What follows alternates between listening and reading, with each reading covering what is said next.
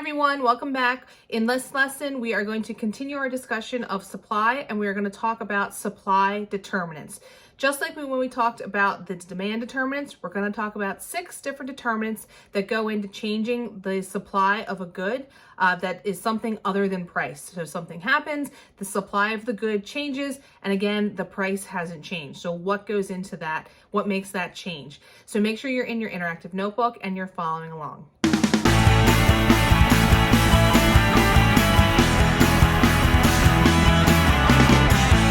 All right, we're on page 6 of your interactive notebook. And again, we're talking about our determinants of supply.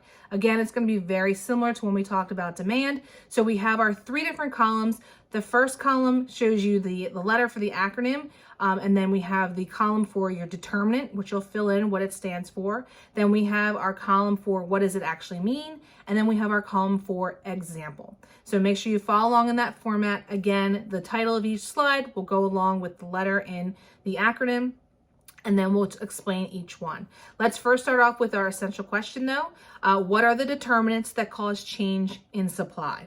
So again, we're talking about the different factors, the shifters, the determinants. There are all different ways of saying this, but the ways in which we're going to cause more or less supply for a product other than the price. So you have a new acronym this time. We switched it around to make it fit for supply. When we talked about demand, we had timer. This time around, when we talk about supply, we have tigers. I know, very catchy stuff. We're trying to be as creative as possible. So what does each one stand for? The T stands for a change in technology. I stands for a change in inputs. G stands for a change in government policies, and it's going to be a specific policy, which we'll talk about on its slide. E stands for a change in producer expectations. R stands for a change in regulations and taxes. And then finally, S stands for a change in the number of suppliers. So again, let's go through each slide and we'll fill out the 3 boxes for each letter. So top right corner, that's your determinant. T stands for technology. So that's the first thing you should fill into that box in that determinant column. So what does it mean if we have a change in technology? If you think about it, when we have more technology, that means something is faster, we can make more of it, it's better quality possibly.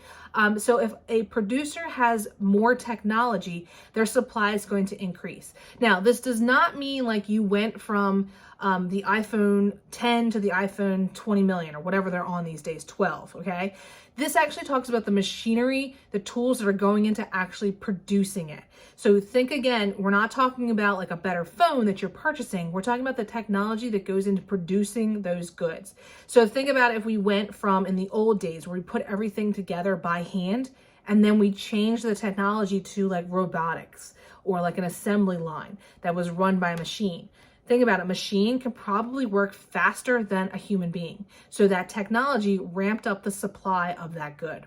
Now, if for some reason, maybe that technology breaks down or doesn't work anymore, or it just was crap, I don't know. If you have less technology, you're gonna be slower, you're gonna make less, and it's gonna decrease your supply. A great example of this could be computers, robots, advanced technology, whatever. That's gonna make life easier. And again, technology could be like going from a horse and buggy to a car, something like that. Think about it, a car can go faster than a horse. A car is not gonna tire out as fast as a horse. So more technology is going to increase the supply of that good.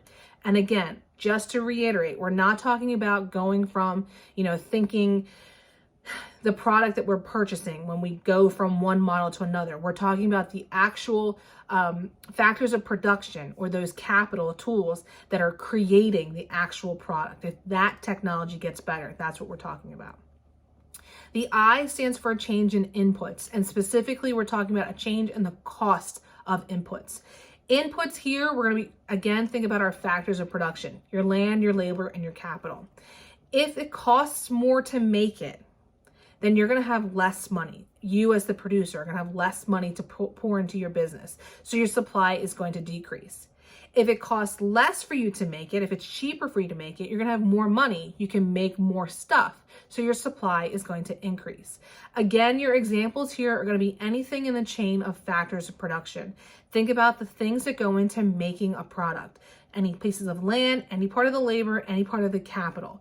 If any of those fluctuate in price, that is going to affect how much your supply has. So if we take from the labor standpoint, think about this.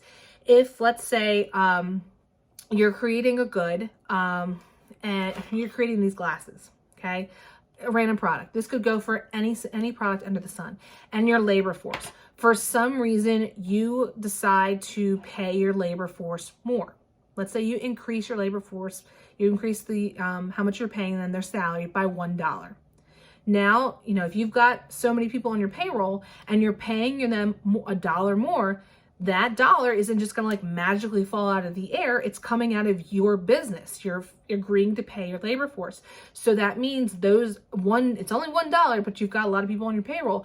Now that takes away from how much you can produce. And the vice versa is the same. If you take money away from your workers, now you've got extra money because you're not paying them as much. You could create more. G stands for a change in government policies. Specifically, we're talking about subsidies. And we made this a G just because we wanted a word that would actually like make sense. We didn't want like TISIS, because that's not a word, or TISers, I guess it would be. But we figured the G would work and make it tiger. So you just have to remember when we talk about government policies, we're talking about a subsidy. And a subsidy is when the government gives a business some money to help them out. So if the government is giving you a subsidy and they're physically giving you more money, like, hi, I'm Uncle Sam, here's some more money for your business, that means you have more money in your business, so you have more money to make more stuff. So if you are given a subsidy, your supply of your product increases. If for some reason the government says, we want our money back, give it back to us, and you're forced to give back that subsidy, or they decrease the subsidy, or they make it go away, whatever, now your supply decreases. Great example of this, a lot of times subsidies are given to the farming community to help them with production. So let's say a subsidy was given to cotton farmers. That means the supply of t-shirts is going to increase because cotton goes into the fabric to make t-shirts, cheaper material, we can make more. Our next determinant is producer expectations. It's going to be kind of like consumer expectations, but again, we're gonna have to think from the flip side. So this one a lot of times confuses students because they kind of think with their consumer hat on as opposed to with their producer hat on. So we have to remember that producers like high prices. And so we have to constantly remember that as a producer, I want the price to be high. So if I'm a producer and I expect that the price is going to drop in the future, I am going to increase my supply now. Now, when the price is higher than it might be later, I want to sell as much as I can. If I expect the price to rise in the future, I'm going to decrease my supply now because I say, I don't want to sell a whole bunch because I want to wait till it's high. Again, you have to think with your producer's hat, thinking we want the prices to be high when we sell stuff. An example of this could be, let's think, airlines expect prices for airline tickets to fall in September. Think kids go back to school, people aren't going on vacations.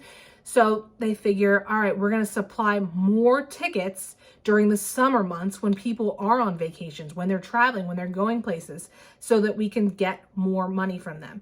And then they're going to charge a higher fare during that time period. And then once September hits, they cut the supply because the prices go down because not as many people are traveling. Our R here, our R, stands for a change in regulations and taxes. A tax is something where the government takes money away from you. Your parents might be filing their income taxes right now, but a tax means less money. A tax is going to be the exact opposite of a subsidy. The government is taking money away from you, so you have less money in your business's pocket, so you have less money to create your product. So your supply is going to decrease. So if you think about a tax on sugar, there's going to be a less supply of soda. There's a lot of sugar in soda. If the tax on sugar is going to increase the price of sugar, so we're going to decrease the supply of soda. Now, I don't have it up there, but you could have the vice versa. If they take the tax away, then you'd have more money in your business's pocket, so your supply would increase. Most of the time, you're going to see in headlines, though, that they've implemented or imposed some sort of a tax. So it's going to be the scenario that we have there. Finally, we have Our S is going to be number of suppliers. And this one's going to be kind of similar to our members of population that we had with demand. So what does number of suppliers mean? This means if there are literally more producers of the same product, your supply is going to increase. So I have here Dr. Pro's factory for beets, or Dr. Pro's beets. And let's see, right now I have 2 factories. And right now, because I have 2 factories, I can produce 3 units of these awesome beets by Dr. Pro. If I add some factories, the vice versa is going to be if there's less producers, your supply is going to decrease. So Beets by Dr. Pro, I have 2 factories.